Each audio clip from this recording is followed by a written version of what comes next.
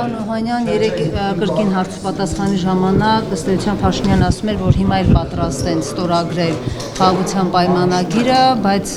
Ադրբեջանի նախագահի հատուկ ներկայացուցիչը Հայաստանին է կոչ անում այսպես արագացնել այս գործընթացը, որովհետև այլ շանս հետո կարող է եւ չունենա եւ նորից սահմանադրության պահանջ են դնում։ Ինչ է սա նշանակում։ Մենք բազմաթիվ անգամ ասել ենք, որ Հայաստանի Հանրապետության իշխանությունները ըստ էության Ադրբեջանի հետ հարաբերություններ ձևավորելու մեջ գտնվում են ճնշումների եւ պարտադրության ներքո եւ ընդհանուր առմամբ խաղաղության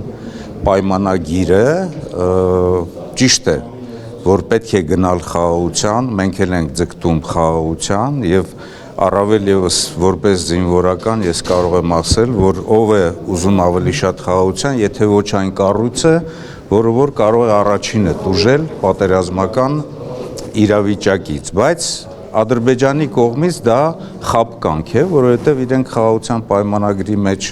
այնպիսի կետեր են դրել, որոնք որ ցույց են տալիս, որ անդադ շարունակական են ճնշումը Հայաստանի Հանրապետության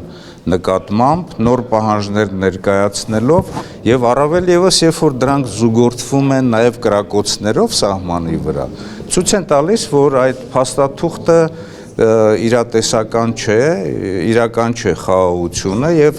բացի այն կետերից, որոնք որ կան խաղաղության պայմանագրում, նաեւ կան չգրված կետեր, դուք դա կկատարեք, կփոխեք ձեր սահմանադրությունը, կհրաժարվեք Մինսկի խմբի համանախագահության այդ հարթակից, դրանից հետո մենք կտեսնենք, կգնանք խաղաղության, թե չեն գնա խաղաղության։ Իրականում, տեսեք, մեր գնահատմամբ հետևյալն է կատարվում։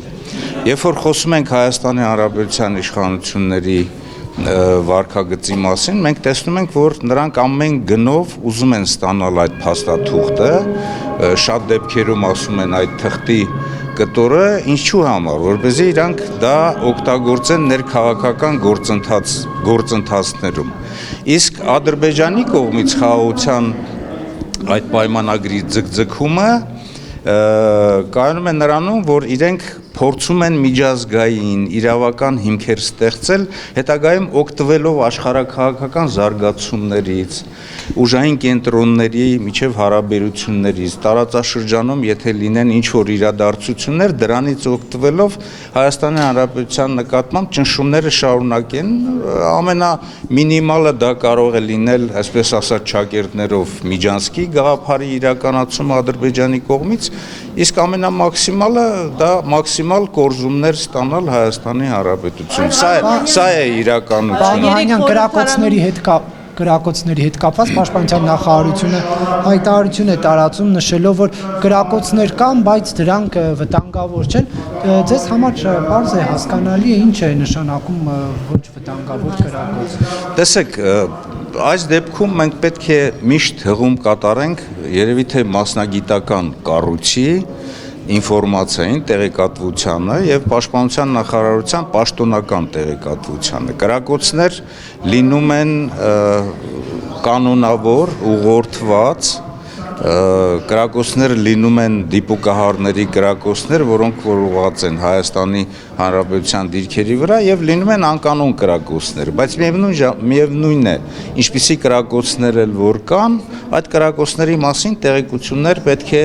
լինեն, թեկուզ նաեւ եթե ինչ որ կրակոցներ են լինում, հենց նույն Ադրբեջանի Հանրապետության, ասենք, դիրքերում իրենց զինծառայողների միջև։ Այս կրակոցների հիմնական նպատակը, որը իրականացվում է այս վերջին օրերին եւ նաեւ եթե ապատեղեկատվություն է տրվում Ադրբեջանի կողմից, դա տեղեկատվական պատերազմի մաս է կազմում եւ դրանք ուղղված են եւ Հայաստանի Հանրապետության մեր ժողովրդի հոգեբանական ճնշումներ իրականացնելուն եւ ուղղված են Հայաստանի Հանրապետության իշխանություններին, որ արագացրեք այն մեր պահանջները, որ մենք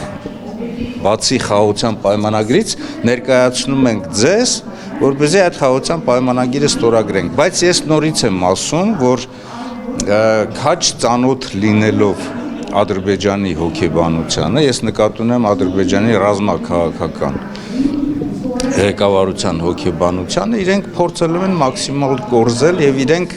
չեն գնալու հիմա խաղաղության գործընթացի իրականացման։ Բայց իշխանության կողմից տեսնում եք փորձեր ադրբեջանական կրակոցները ծածկադմփոց անելու հետ կապված, որովհետև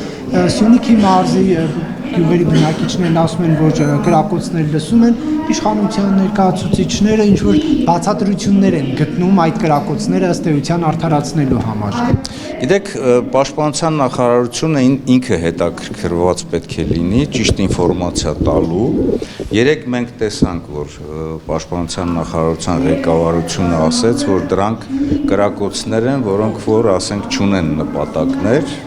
անկանոն կրակոցներ են, բայց միևնույն է, ասենք